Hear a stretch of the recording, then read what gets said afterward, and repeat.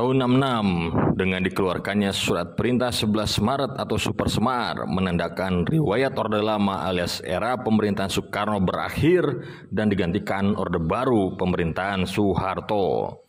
Pada masa transisi tersebut, Soeharto banyak dibantu para jenderal TNI Angkatan Darat dalam menumpas Orde Lama dan menjadikannya presiden di Orde Baru. Ibarat kacang lupa kulit, Soeharto malah mendepak jenderal-jenderal yang telah membantunya. Hal itu dilakukan karena beberapa alasan, misalnya karena sudah tidak sejalan, takut menjadi saingan politik, dan lain sebagainya. Ketika itu ada 3 jenderal yang didepak dari orbit elit Jakarta. Yang pertama adalah Sarwo Edi Wibowo. Sarwo sebelum didepak dari Jakarta ketika itu merupakan seorang komandan resimen para komando Angkatan Darat RPKAD yang kini bernama Kopassus. Sarwo berhasil menumpas PKI dan mengakhiri riwayat Orde Lama sehingga membuat nama dan popularitasnya melambung. Namun ada desas-desus yang mengatakan kalau dia akan melengsarkan Soeharto dari kursi kepemimpinan negara. Mendengar isu tersebut, Soeharto langsung mendepak Sarwo keluar Jakarta dengan menjadikannya Pangdam di kota Medan tahun 67. Tak hanya itu, ketika menjabat sebagai Pangdam di kota Medan, Sarwo dinilai bertentangan dengan Soeharto soal penumpasan PNI. Imbas dari hal tersebut membuat Sarwo didepak lagi ke ujung Indonesia, yakni Irian Barat. Tak hanya itu, Sarwo didepak lagi ke ujung Indonesia yakni Irian Barat dengan menjadi Pangdam di sana pada tahun 68 hingga 70.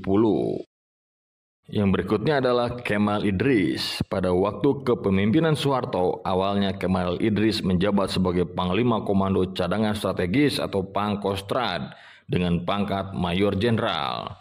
Namun, Kemal didepak dari Jakarta dengan dijadikan sebagai Panglima Komando Antar Daerah Wilayah Indonesia Timur dan Duta Besar Republik Indonesia untuk Yugoslavia tahun 72. Kemal didepak Soeharto karena dinilai berhasil menenangkan kaum muda di wilayah timur Indonesia dan Kemal terlalu populer di sana.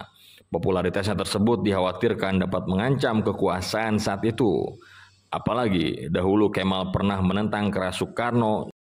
Dan bukan tidak mungkin hal itu akan dilakukannya pada Soeharto. Pada jabatan barunya sebagai Duta Besar Republik Indonesia untuk Yugoslavia, sebenarnya Kemal tidak senang dan mencoba menghadap Soeharto untuk negosiasi pemindahannya kembali ke dalam negeri. Namun hal tersebut ditolak mentah-mentah oleh Soeharto.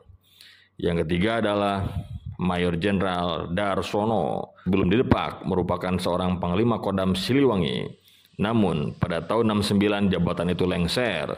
Darsono secara tiba-tiba dijadikan Duta Besar Republik Indonesia untuk Thailand oleh Soeharto. Darsono didepak karena pada waktu itu mengusulkan pemangkasan jumlah partai dan menggantinya dengan 2 partai baru berbasis Kesatuan Aksi dan Generasi Muda. Ide Darsono itu menuai beberapa penolakan dari berbagai pihak, termasuk Soeharto. Berikutnya, Darsono dilarang Soeharto membicarakan lagi gagasannya itu dan dia semakin diasingkan oleh Jakarta. Padahal dulu Darsono beserta Kemal dan Sarwo merupakan orang yang berjasa menghancurkan Orde Lama dan mengantarkan lahirnya Orde Baru pimpinan Soeharto.